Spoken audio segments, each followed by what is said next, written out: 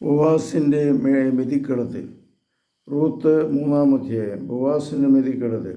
Naomi റൂത്തിനോട് പറഞ്ഞു, മകളെ, സന്തുഷ്ടമായ കുടുംബജീവിതത്തിൽ നിന്നെ പ്രവേശിപ്പിക്കുക എൻ്റെ കടമയല്ലേ? നീ ആരുടെ ദാസികളൊത്ത് ജോലി ചെയ്യുന്നുവോ ആ ബോവാസ് നമ്മുടെ ബന്ധുവാണല്ലോ. മെതിക്കിളപ്പത്തിൽ ബാർലി പാറ്റുന്നതിന് അവൻ ഇന്ന് രാത്രി വരുന്നുണ്ട്. നീ കുളിച്ച് തൈലം പൂശി ഏറ്റവും നല്ല വസ്ത്രം ധരിച്ച് മെതിക്കളത്തിലേക്ക് ചെല്ലുക. എന്നാൽ അവൻ്റെ അത്താഴം കഴിയുന്നതുവരെ അവൻ നിന്നെ തിരിച്ചറിയാനിടയാകരുത്. അവൻ ഉറങ്ങാൻ കിടക്കുന്ന സ്ഥലം നോക്കി വയ്ക്കുക. പിന്നീട് നീ ചെന്ന് അവൻ്റെ കാലിൽ നിന്ന് പുതുപ്പ് മാറ്റി അവിടെ കിടക്കുക. നീ ചെയ്യേണ്ടതെന്തെന്ന് അവൻ പറഞ്ഞു തരും. അമ്മ പറഞ്ഞതുപോലെ ഞാൻ ചെയ്യാം, അവൾ പറഞ്ഞു.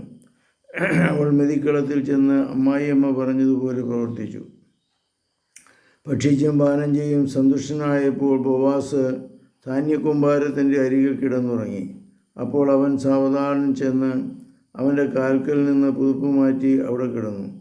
അർദ്ധരാത്രിയിൽ അവൻ ഞെട്ടി ഉണർന്നു. കാൽക്കൽ ഒരു സ്ത്രീ കിടക്കുന്നു. നീ ആരാണ്? അവൻ ചോദിച്ചു. ഞാൻ നിൻ്റെ ദാസിയായ റൂത്താണ് എന്നവൾ പറഞ്ഞു. അങ്ങ് എൻ്റെ അടുത്ത ബന്ധുവാകിയാൽ അങ്ങയുടെ വസ്ത്രം ഈ ദാസിക്കുമേൽ വിരിച്ച് എന്നെ സ്വീകരിക്കുക. അവൻ മറുപടി പറഞ്ഞു, മകളെ, കർത്താവ് നിന്നെ അനുഗ്രഹിക്കട്ടെ.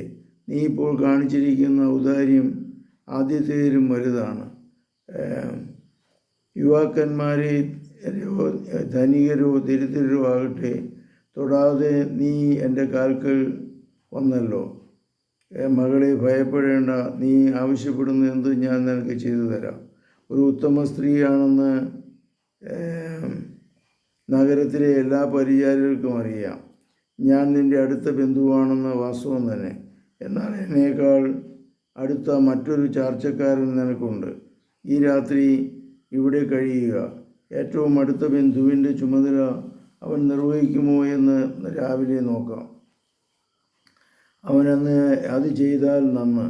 അല്ലെങ്കിൽ ഉറ്റബന്ധുവായ എൻ്റെ കടമ കർത്താവാണ്, ഞാൻ നിർവഹിക്കും. പ്രഭാതം വരെ നീ അവിടെ കിടന്നുകൊള്ളുക. അവൾ അവൻ്റെ കാൽക്കൽ കിടന്നു. അതിരാവിലെ ആളറിയുന്നതിന് മുമ്പേ അവൻ എഴുന്നേറ്റ് ബോവാസ് പറഞ്ഞു,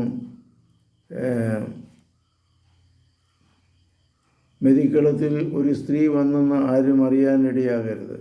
നിൻ്റെ മേലങ്കി വിരിച്ച് പിടിക്കുക.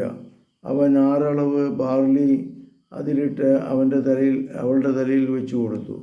അവൾ നഗരത്തിലേക്ക് പോയി. വീട്ടിലെത്തിയപ്പോൾ അമ്മായിയമ്മ ചോദിച്ചു, മകളെ, എന്തുണ്ടായി? അവൻ പറഞ്ഞു.